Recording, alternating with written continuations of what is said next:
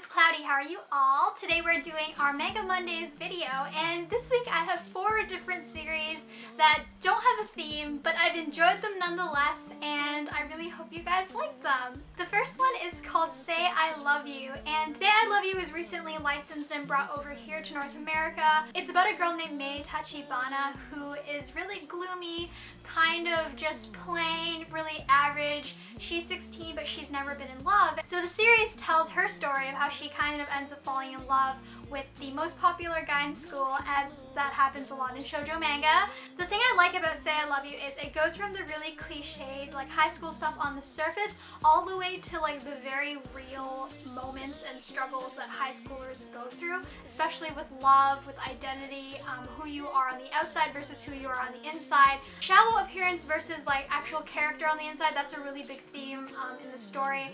These are just my first impressions of the story from the first 4 to 5 chapters. I really like the story, but the art takes a little bit getting used to. If you're used to shoujo stories that drag back and forth and you don't get to that first kiss till like the second last chapter, that's not how it happens here. Say I Love You is a bit more mature, I would say. It just kind of goes right into a kiss or like dates, and it's very direct, but at the same time it gives a lot of like leeway for the characters to mature. Every character is struggling with their own internal issue, whether it's their body image or their personality, being social, being popular, not being popular. The second series I have is called Love So Light. It was recommended to me by my friend Haley. She absolutely loves this series. It's about a girl who grew up in an orphanage, and because she's the eldest there, she ends up taking care of a lot of kids, and she ends up working as a babysitter for like, I guess, different clients, just so she can make a little bit of part-time cash. She ends up at this family where a guy is taking care of his brother's 2 kids. Those 2 twins are really adorable, and this girl ends up getting like really kind of integrated into their family space. It has like a really sweet kind of romance going on.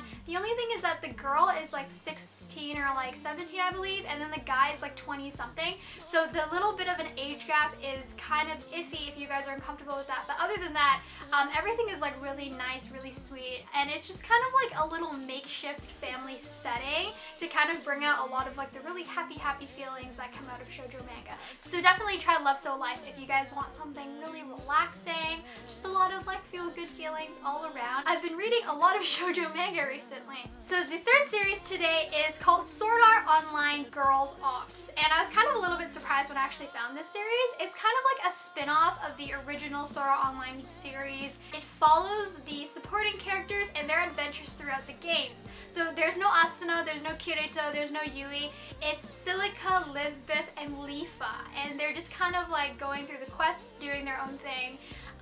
They kind of get like grouped together a lot just because Kirito is officially paired off with one girl, and so what happens to the other girls in the harem, I guess? They just become really close friends with each other. It's kind of cool to see supporting characters go through the quests, because when you watch the original series or you read the original series, Kirito is very OP, Asuna is really awesome, and because they're main characters, they can overcome everything. And in contrast to the supporting characters, the main characters are super powerful and the supporting characters are somewhat lacking, especially in Sword Art Online when it's very focused on Kirito and Asuna. And the spin-off is just really awesome for fans of the ALO world and SAO world characters, and you don't want to give them up, you kind of want more from that franchise. Definitely check out Sword Art Online Girls Ops. And the last series today is kind of inspired by slice of life craziness. It's called Yotsuba.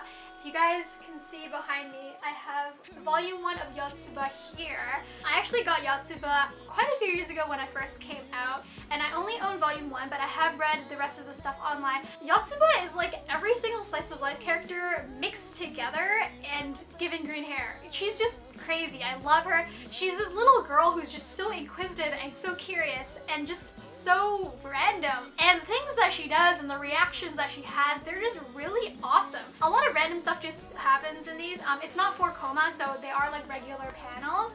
And Yotsuba is by the same creator as Manga Daio, so if you like Manga Daio, you will love Yotsuba. What I like about Yotsuba's character is you are kind of seeing the world through her eyes, and she views everything as a child does, so everything is kind of more exaggerated in her eyes. A lot of mundane things are amazing to her. If you're looking for like a crazy, fun summer series, Yotsuba Yotsuba is definitely the thing to go for. So I hope you guys enjoyed this week's segment of Manga Mondays. These are just kind of really fun, lighthearted series that I've been reading recently. If you guys have read any of these, let me know what you guys think in the comments. If you haven't, I hope you really give these series a try. Also, if you guys like this video, don't forget to hit like or subscribe, or check out all the links for more from me, and I will be back with a new video very soon. Bye!